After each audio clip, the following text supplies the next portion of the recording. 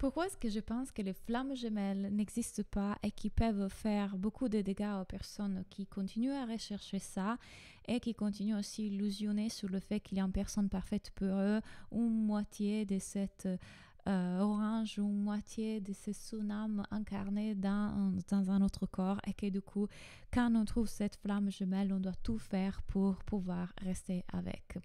Bah, ça vient un peu de soi. Mais je vais vous expliquer mon raisonnement. J'ai regardé sur Netflix le documentaire sur le flamme jumelle Escape the Twin Flame.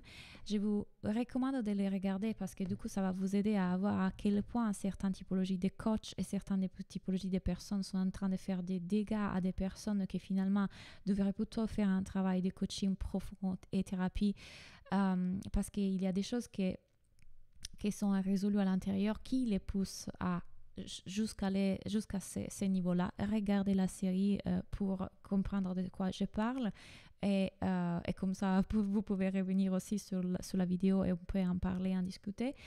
Mais bref, disons que, spoiler alerte, je vais vous dire un peu ce qui se passe.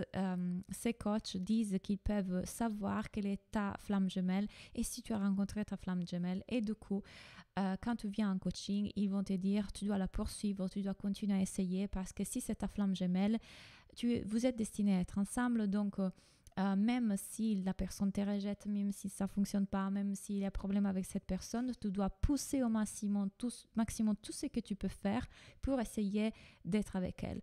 Un point tel que certaines personnes ont été arrêtées par la police, allées en prison, ont ruiné leur santé. On était en couple avec des personnes qui étaient mentalement instables parce que cet homme-là, ce coach leur a dit « ça c'est ta flamme jumelle ». Des personnes se sont éloignées de leurs parents. Des personnes ont terminé pour changer leur sexualité parce que cette personne leur a dit « tu as une énergie masculine, tu es en réalité un homme, tu dois incarner cette énergie masculine. Ta flamme jumelle, c'est ta collègue ici dans le groupe du coaching ». Et du coup, vous devez être ensemble. Bref, des choses hallucinantes que vous ne pouvez même pas imaginer jusqu'à ce que vous les voyez dans le documentaire. Et tout ça parce que ces personnes recherchent constamment cette flamme jumelle ou ils croient dans la flamme jumelle. Et du coup, ils veulent s'attacher à cette idée. Idée que pour moi n'est pas juste. Flamme jumelle, c'est un mot marketing, ok? C'est un mot marketing qu'on met sur une âme qui probablement est effectivement une âme avec qui on a eu un historique dans une vie passée. Il y a peut-être un lien karmique. Il y a effectivement un lien avec cette personne.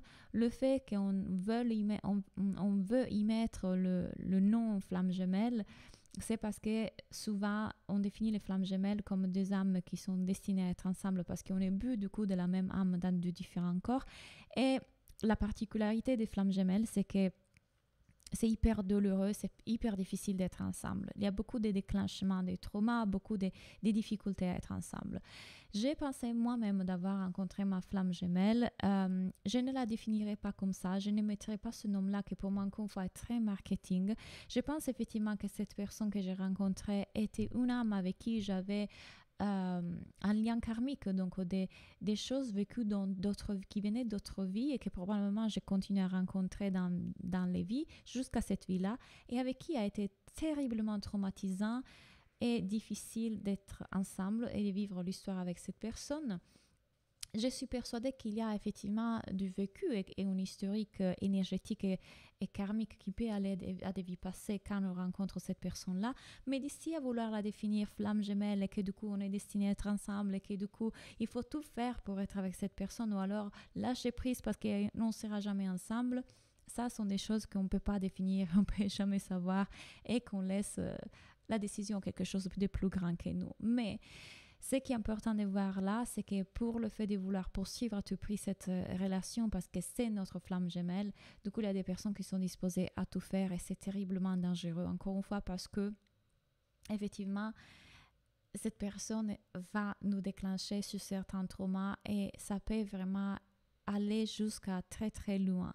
Et du coup, plutôt que faire le travail intérieur, qui est celui d'aller voir, ok, pourquoi est-ce que cette personne me cause autant de souffrances, enfin pas c'est la personne qui nous cause de la souffrance, cette relation, moi-même en étant cette personne à vouloir poursuivre, pourquoi je ressens autant de douleurs, qu'est-ce qui me déclenche, qu'est-ce qui se réveille. Du coup, on continue à ne pas vouloir voir tout ça, ne pas vouloir aller voir le trauma que cette personne nous met en face, et on continue à essayer de poursuivre cette relation. Ou alors, on va chercher des coachs, des personnes qui font des potions magiques, des rituels, on fait des choses hallucinantes. J'ai vu vraiment ça. Et du coup, encore une fois, c'est hyper dangereux pour moi la notion de flamme jumelle. Et on devrait arrêter de vouloir mettre âme sœur, âme jumelle, sont en fait des noms marketing. Je pense qu'on vient dans cette vie, dans cette existence, et on rencontre à nouveau des âmes avec qui on a eu un parcours dans d'autres vies, très probablement. Et avec certaines, on va continuer le chemin, avec d'autres non. Certaines sont là justement pour nous faire continuer ce travail intérieur. Et donc, le but ce ne serait pas de se demander si être avec cette personne ou pas lorsque la relation est toxique. J'utilise aussi la définition toxique avec attention, mais plutôt faire le travail qu'il nous est demandé de faire et que la vie nous propose de faire en nous remettant constamment la même leçon en face de nous. Donc, quel est ce trauma, ces blessures, ces parties de moi subconscientes qui ont besoin de mon attention aujourd'hui? À part cette personne, à part le fait qu'on s'en... Enlevons cette personne de la donnée. Qu'est-ce qui m'est demandé de faire? Et c'est exactement la même chose qu'on devrait faire dans une relation saine, dans une relation dans laquelle on n'est pas si déclenché et on n'a pas autant d'émotions, même si on peut avoir aussi dans une relation saine énormément d'émotions difficiles quand on a l'anxiété relationnelle et le toc de couple par exemple. Quelle est la leçon? Quelle est cette chose que cet miroir qui est en face de moi me demande d'être vu? Ça, c'est la vraie chose qu'on devrait prendre en compte plutôt que vouloir s'obstiner à soigner pour être avec notre flamme jumelle, pour avoir en arrière notre flamme jumelle, pour essayer d'être avec notre flamme jumelle. J'espère que cette vidéo vous a plu. Allez regarder la série sur Netflix si vous ne l'avez pas encore vue, ou alors dites-moi qu'est-ce que vous en pensez dans les commentaires. C'est toujours un plaisir d'échanger avec vous. Rappelez-vous que si vous êtes de ces personnes qui vivent du toc de couple ou de l'anxiété relationnelle ou qui vivent une relation et sont dans un passage un peu critique, j'ai un programme pour vous et on pourrait travailler en individuel en ce moment parce que j'ai des places libres pour mes one-to-one. Je vous laisse regarder tout ça ici en bas et à bientôt.